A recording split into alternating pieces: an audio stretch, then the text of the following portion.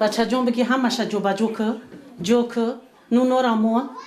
دو دختری سبزگل یک زنی 62 ساله کار خود را در روسیه از دست دادند و این پیامد دستورخوان ایدانه این خانواده را در مقایسه با سالهای دیگر خاکسارانه تر کرده است.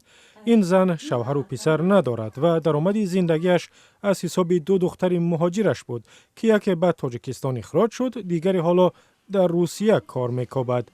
سبزگل سالهای قبل برای دهها مهمان روز عید به مبلغی تا 2000 سامانی در 2 حجره دسترخوان می آراست، ولی امسال دسترخوان خاکسارانش 500 سامانی خرج داشت. دخترمون کار میکنن دیپارتیاسیون کردن، اینا سرشون میکنن، داکیومنتاشون قیمت کردن، نمیرسه سومشون. با چی مقصد دیگه میگن که چیکار کنیم موچا که سوم نداریم. پاتن میتونشون پاتنشون زیاد شده، زورشون نمیرسه، نمیتونن که سوم را ممکنن. با هیچی نمیرسونیم. هم یک قبچور بگیریم برای ما یک نولانون بیایم بخریم میگیم. اکثری خانواده ها در تاجیکستان به مثل خانواده سبزگل در روسیه مهاجر دارند و خرج زندگی و توی و ماتمشان از جیب همین مهاجران است.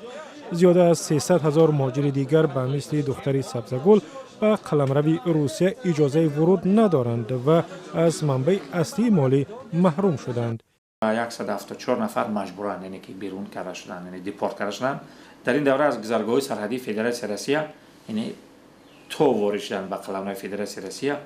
1529 نفر شهروندان جمهوری یعنی ماجور منتی برای حقوق ویرانکنی قاعده بود باش بازپس کردند. اونهایی که در بودوباش داشتند در قلمرو فدراسیون روسیه و می‌خواستند که دوباره بعد از سفر به تاجیکستان دوباره به فدراسیون روسیه برگردند، از گذرگاه سرحدی یعنی از فرودگاهی دامنده دوامونوک و دیگر فرودگاه 1529 نفر در طول 6 ماه سال جاری دوباره یعنی که چیکار کردن بازپس کردند. تا 1-2 سال پیش مهاجران تاجیک از روسیه به وطنشان تا 4 میلیارد دلار می آوردند و این خون در شاهرگ اقتصادیات کشور دانسته می شد. حالا روسیه بعد از بحران اوکراین و تحریم های بین المللی تا رفت به بطلاق بحران اقتصادی غوطه می زند و این وضع انتقال پول مهاجران به تاجیکستان را تا 40% کاهش داده است.